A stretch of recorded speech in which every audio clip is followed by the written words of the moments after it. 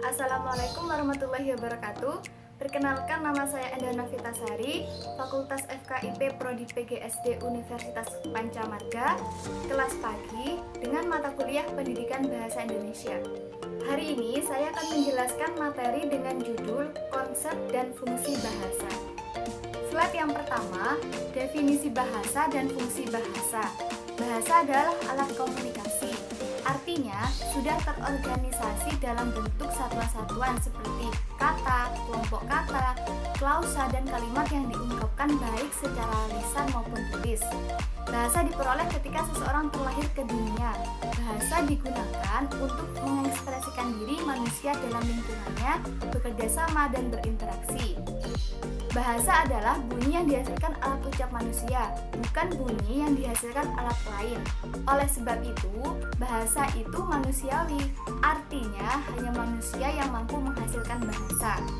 Bunyi bahasa atau bunyi ujaran dihasilkan oleh alat ucap manusia seperti pita suara, lidah, dan bibir.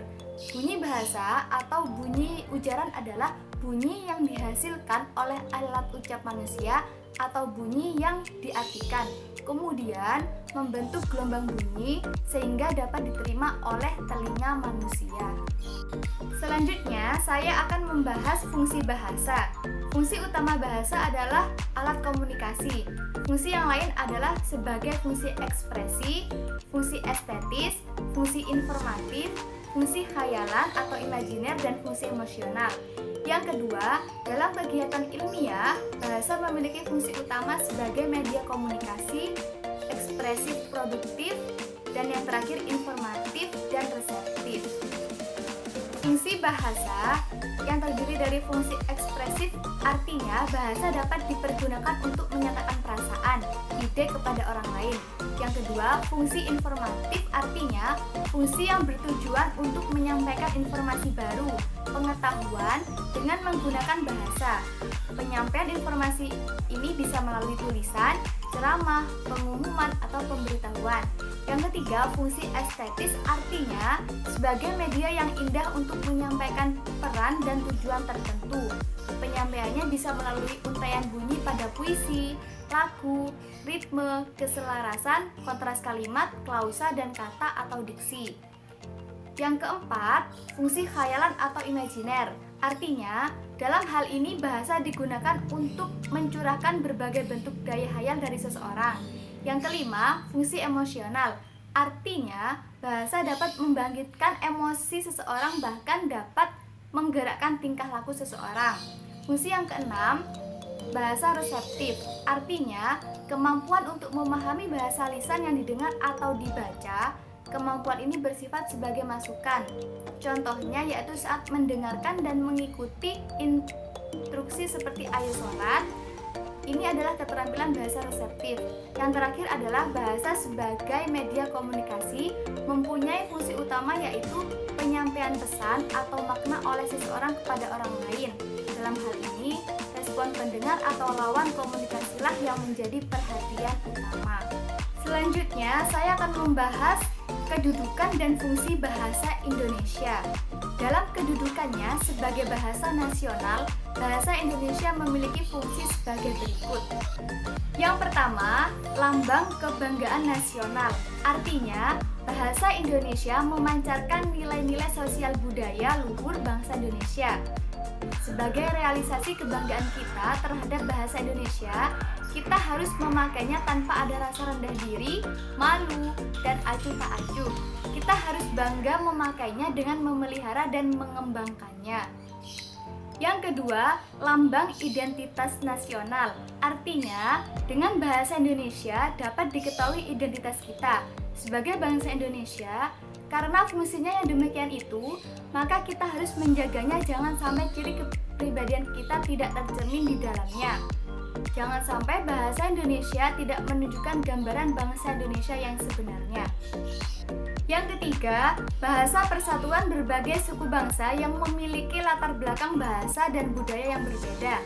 Artinya, masyarakat Indonesia yang beragam latar belakang sosial budaya dan berbeda-beda bahasanya dapat menyatu dan bersatu dalam kebangsaan, cita-cita, dan rasa nasib yang sama. Dengan menggunakan bahasa Indonesia, identitas suku dan nilai-nilai sosial budaya daerah masih tercermin dalam bahasa daerah masing-masing. Yang keempat, bahasa perhubungan antara berbagai wilayah di Nusantara. Artinya, apabila kita ingin berkomunikasi dengan seseorang yang berasal dari suku lain yang berlatar belakang bahasa berbeda, kita tidak dapat bertukar pikiran dan saling memberi informasi dengan bahasa Indonesia. Kita dapat saling berhubungan untuk segala aspek kehidupan. Bahasan yang selanjutnya ialah dalam kedudukannya sebagai bahasa negara, bahasa Indonesia memiliki berbagai fungsi. Yang pertama, sebagai bahasa resmi negara. Artinya, bahasa Indonesia ini digunakan untuk keperluan surat menyurat baik di kedinasan, sekolah, atau lembaga lainnya. Bahasa dalam suatu jabatan dan digunakan pula dalam suatu administrasi pemerintahan termasuk pengadilan dan parlemen.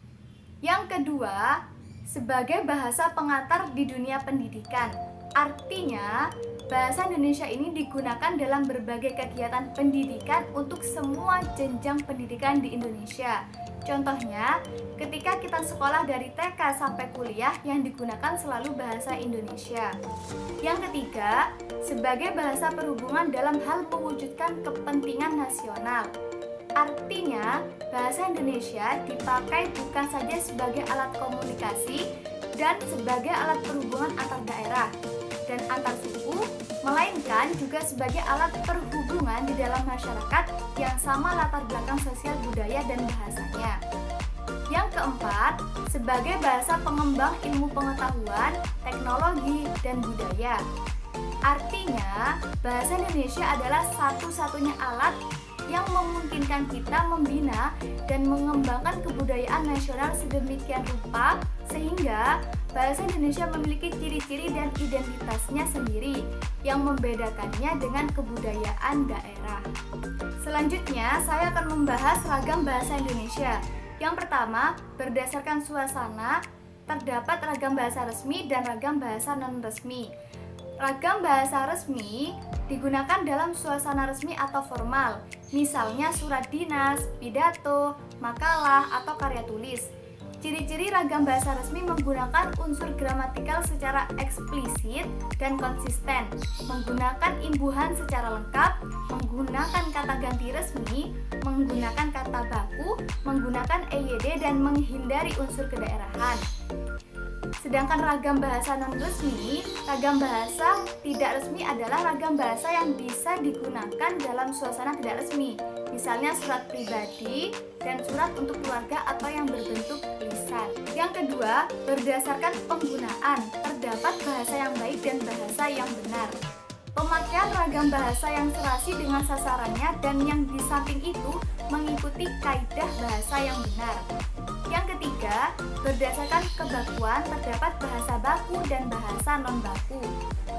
Bahasa baku sesuai dengan kaidah bahasa Indonesia yang telah ditentukan.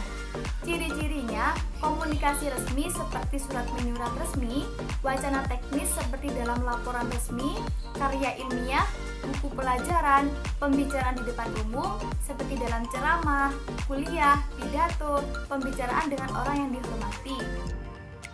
Dan bahasa non-baku ialah tidak sesuai dengan kaidah bahasa Indonesia yang ditentukan. Biasanya, pengucapannya seperti bahasa percakapan sehari-hari atau bahasa tutur. Yang keempat, berdasarkan bidang penggunaan terdiri dari ragam bahasa ilmiah dan ragam bahasa non-ilmiah. Ragam bahasa ilmiah ialah ragam bahasa yang disusun secara sistematis dan logis, seperti karya tulis ilmiah.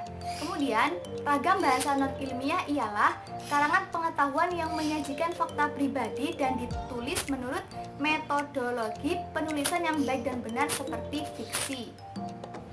Yang terakhir, saya akan membahas ciri ragam bahasa ilmiah. Yang pertama, baku.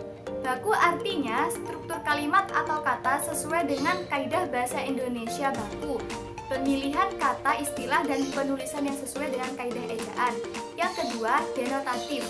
Artinya, kata-kata dan istilah yang digunakan haruslah bermakna lugas, bukan konotatif dan tidak bermakna ganda. Yang ketiga, berkomunikasi dengan pikiran bukan perasaan.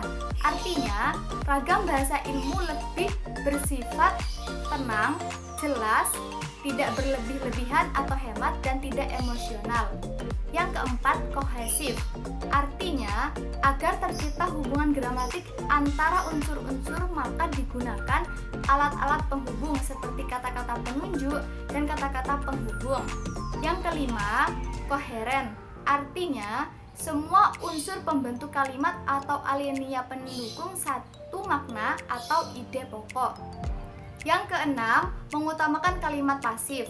Yang ketujuh, konsisten. Artinya, penulisan harus taat asas dari awal akhir tulisan. Yang kedelapan, logis. Artinya, bermakna harafiah sesuai logika dan akal sehat. Yang kesembilan, efektif. Artinya, ide yang diungkapkan sesuai dengan ide yang dimaksudkan baik oleh penutur atau oleh penulis maupun oleh penyimak atau pembaca. Yang kesepuluh, kuantitatif. Artinya, keterangan yang dikemukakan pada kalimat dapat diukur secara pasti. Sekian video presentasi dari saya, kurang lebihnya mohon maaf. Assalamualaikum warahmatullahi wabarakatuh. Terima kasih.